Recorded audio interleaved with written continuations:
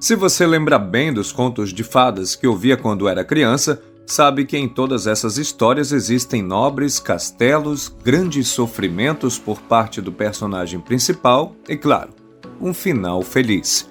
Olhando por esse ponto de vista, podemos classificar a história de Luxemburgo como um conto de fadas.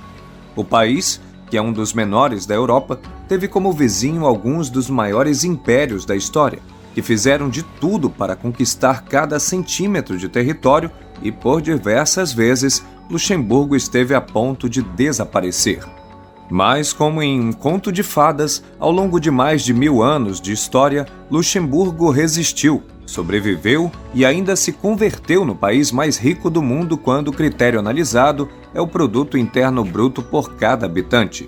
Qual é a curiosa história desse pequeno país? Como ele resistiu a tantas guerras e impérios? E como, mesmo com tantas dificuldades, chegou ao topo da lista dos países mais ricos do mundo?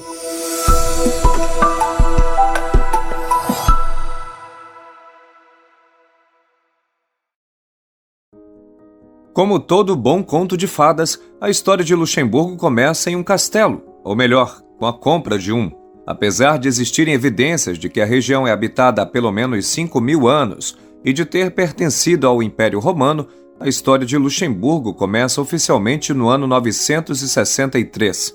Foi nesse ano que um nobre chamado Sigfrido, que tinha o título de Conde das Ardenas, adquiriu um pequeno castelo construído às margens do rio Alzette. Nesta época, a região era controlada pelo Sacro Império Romano Germânico, e as terras adquiridas por Sigfrido receberam o título de condado, o que era equivalente a ser uma cidade, porém comandada por um conde. O nome Condado de Luxemburgo foi inspirado no nome do castelo, que se chamava Lucilienburg e significava pequena fortaleza. Nas décadas e séculos seguintes, os descendentes de Sigfrido conseguiram aumentar o tamanho do condado através de casamentos e conquistas, o que fez com que Luxemburgo chegasse a ter uma área de 10.000 quilômetros quadrados. Além de território, os herdeiros da Casa de Luxemburgo aumentaram também sua influência, tanto que em 1312, Henrique VII de Luxemburgo se tornou imperador do Sacro Império Romano Germânico. Depois dele, outros 3 membros da Casa de Luxemburgo ocuparam o posto de imperador, e o condado foi promovido a ducado, o que significa que a partir desse momento, os membros da família seriam duques, o título mais poderoso da hierarquia do império, só abaixo do rei ou imperador. Neste momento, tudo ia muito bem para Luxemburgo, porém essa história não poderia ser comparada a um conto de fadas sem uma boa dose de sofrimento, que começou quando Sigismundo, que foi o último luxemburguês a ocupar o título de imperador, morreu em 1437. Como a regra de sucessão determinava que somente os filhos homens poderiam herdar o ducado, após a morte de Sigismundo, Luxemburgo foi parar nas mãos do príncipe francês Felipe III, conhecido como Felipe o Bom. A partir desse momento, o Ducado de Luxemburgo esteve em risco de desaparecer em vários momentos, e seu território esteve controlado por reis e nobres de vários países, como Espanha, Países Baixos e Áustria. No inferno que era a Europa nesse momento, com sucessivas guerras acontecendo em diversos lugares e com ascensões e quedas de impérios, Luxemburgo conseguiu resistir bravamente, porém perdeu a maior parte de seu território. Com a queda de Napoleão Bonaparte em 1814, Luxemburgo finalmente, depois de séculos, passou a ter alguma independência. O ducado foi elevado à condição de grão-ducado, o que em teoria equivale a ser um país, porém governado por um grão-duque. Na ocasião, os países que assinaram o Tratado de Viena entregaram Luxemburgo a Guilherme I, que era rei dos Países Baixos. Seria esse o fim do capítulo de sofrimento da história de Luxemburgo?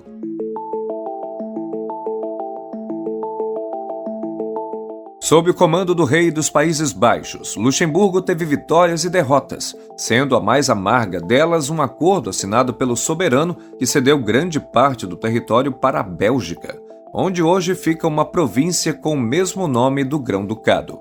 No campo das vitórias, Guilherme II, que herdou Luxemburgo de seu pai, assinou um acordo de união aduaneira entre o pequeno país e os estados da Alemanha. O acordo, chamado de Zollverein em alemão, criou uma zona de livre comércio entre Luxemburgo e todos os estados que compunham a Confederação Germânica. A integração permitiu a Luxemburgo iniciar a transição de sua economia, que era essencialmente agrícola para industrial. Mesmo com o tamanho reduzido, o Grão-Ducado continuava despertando o interesse de outras nações, e em 1866 o país foi protagonista de uma crise que quase virou guerra e poderia ter acabado definitivamente com Luxemburgo. A descoberta de que o imperador francês Napoleão III estava negociando a compra de Luxemburgo com o rei Guilherme III dos Países Baixos enfureceu a Prússia, que chegou bem perto de declarar guerra à França. A disputa foi resolvida com a assinatura de um acordo feito em Londres em 1867, que concedeu a independência total a Luxemburgo e impôs a obrigação do país de se manter neutro em futuros conflitos. Apesar da continuidade do rei dos Países Baixos como Grão-Duque de Luxemburgo, a partir desse tratado, a população local passou a votar para eleger um parlamento e o país se converteu em uma monarquia parlamentar. Décadas mais tarde, em 1890, o último laço entre as duas nações foi cortado, quando o rei Guilherme III morreu sem herdeiros do sexo masculino. Pelas regras estabelecidas, Adolfo de Nassau, que não estava na linha sucessória dos Países Baixos, foi nomeado Grão-Duque de Luxemburgo e iniciou uma nova dinastia, que ainda hoje ocupa o posto, o que torna Luxemburgo o único país do mundo comandado por um Grão-Duque. Quase 1000 anos após a fundação do Condado de Luxemburgo, depois de tantos altos e baixos, de ser ocupado por diversos países e de perder 75% do seu território, o Grão-Ducado deu seus primeiros passos como um país totalmente independente. E o começo, como costuma acontecer, foi bem difícil. Apesar da modernização que tinha começado com a união aduaneira feita com a Alemanha, o país ainda era essencialmente rural, e as condições de vida eram duras, a ponto de 1 em cada 3 luxemburgueses optar por deixar o país. Curiosamente, a proximidade com países maiores e ambiciosos, que quase fez Luxemburgo desaparecer algumas vezes, foi a mesma que permitiu o crescimento econômico do país nos seus primeiros anos. Situado entre Alemanha, Bélgica e França, o Grão-Ducado se tornou um importante ponto para a interligação entre as economias desses países. Após transformar a desvantagem em vantagem, Luxemburgo pôde tirar o melhor proveito de um recurso que, após a Revolução Industrial, era cada vez mais necessário: o aço. Apesar de pequeno, o país tinha grandes reservas de minério de ferro e, após dominar as técnicas de produção, se tornou um verdadeiro gigante do setor siderúrgico, a ponto de, em 1914, estar entre os 6 maiores produtores mundiais de aço. Para um país pequeno e recém-criado, foi um excelente começo. Mas, no melhor estilo conto de fadas, tudo mudou rapidamente. Em 1914, explodiu a Primeira Guerra Mundial, e a Alemanha ignorou completamente a neutralidade pactuada décadas antes e invadiu Luxemburgo. A ocupação alemã durou 4 anos, e além de destruir parte do território e destruir também a economia local, colocou a existência de Luxemburgo em risco novamente. Mesmo com a derrota alemã e o fim dos conflitos, durante as negociações pós-guerra, França e Bélgica tentaram negociar para que Luxemburgo passasse a ser parte do território belga. Por sorte, o acordo não avançou e Luxemburgo seguiu sendo um país independente e pouco a pouco conseguiu retomar a condição que tinha antes da guerra. Nos anos seguintes, a produção de aço continuou a ser a principal atividade econômica do país, que passou a apostar na associação e integração com outros países como forma de continuar a existir e prosperar. Luxemburgo aderiu à Sociedade de Nações em 1920 e no ano seguinte assinou um acordo de união econômica com a Bélgica. Outra vez, tudo corria dentro de uma normalidade, até que em 10 de maio de 1940, a Alemanha voltou a invadir o país e a ameaçar a existência de Luxemburgo outra vez. Inicialmente, o território foi utilizado como passagem para as tropas alemãs atacarem a França, porém a intenção de Hitler sempre foi transformar o Grão-Ducado em parte da Alemanha.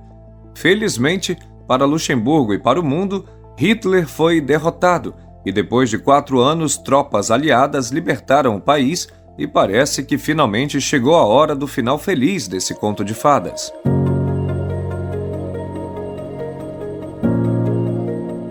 Depois de mais uma ameaça de extinção, o governo de Luxemburgo apostou ainda mais pelo caminho da associação para fortalecer e aumentar a importância do grão-ducado. Pouco depois da Segunda Guerra, o país assinou um acordo econômico com Bélgica e Países Baixos, que ficou conhecido como Benelux. Luxemburgo também foi um dos Estados-membros fundadores da ONU e abandonou a neutralidade quando assinou o Tratado de Bruxelas, em 1948. Esse tratado evoluiu para a criação da Aliança Militar OTAN, da qual Luxemburgo também é um dos membros fundadores. Além de alianças militares e regionais, o país ganhou protagonismo ao integrar a Comunidade Europeia do Carvão e do Aço, posteriormente na Comunidade Europeia e, mais recentemente, na União Europeia, na qual, junto com Bruxelas e Estrasburgo, é uma das sedes oficiais. Com relação à economia, nas primeiras décadas após a Segunda Guerra Mundial, a indústria do aço continuava sendo a mola propulsora de Luxemburgo. Em fevereiro de 1963, a revista Le Monde Diplomatique publicou uma extensa reportagem sobre a indústria siderúrgica de Luxemburgo, que era responsável por 3/4 de toda a riqueza produzida no país e por até 90% das exportações. Na década seguinte, o setor siderúrgico passou por uma grave crise. Porém, o governo já havia tomado medidas para que isso não se convertesse em mais um momento difícil da história do país. Aqui você já deve estar pensando que vou falar mais uma vez de dificuldades, mas dessa vez não. O governo havia se preparado e o que aconteceu foi surpreendente.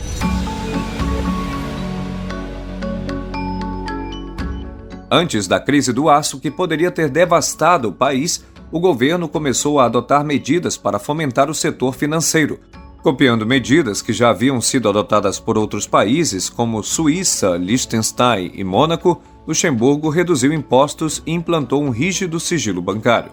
As medidas, somadas aos acordos de cooperação assinados, tornaram Luxemburgo o lugar ideal para bancos do mundo inteiro. Pouco a pouco, vários bancos foram se instalando no país e o setor financeiro assumiu protagonismo na economia, respondendo na atualidade por quase 30% do PIB. Com as isenções fiscais e uma legislação favorável, Luxemburgo também passou a atrair grandes empresas para a abertura de filiais. Companhias como Amazon, P&G, Pepsi e muitas outras montaram filiais para aproveitar as vantagens oferecidas pelo governo luxemburguês. O sucesso econômico de Luxemburgo pode ser comprovado em diversos indicadores, como esse, de 2021, que posiciona o país na 4ª posição entre os que mais recebem investimento estrangeiro direto, ou esse, que mostra o grão-ducado na 1ª posição dos países mais ricos do mundo, segundo o critério de PIB per capita. Realmente parece um final feliz digno de conto de fadas, mas existem também alguns aspectos que precisam ser considerados.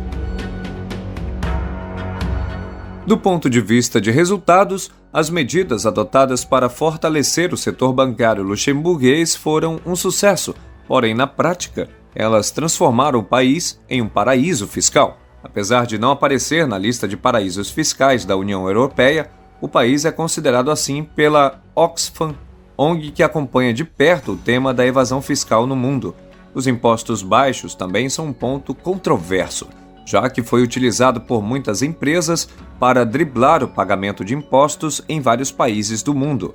Uma investigação de 2014 descobriu que empresas como Amazon, que possuem filial em Luxemburgo, estavam emprestando dinheiro para suas filiais espalhadas pelo mundo com taxas de juros exorbitantes.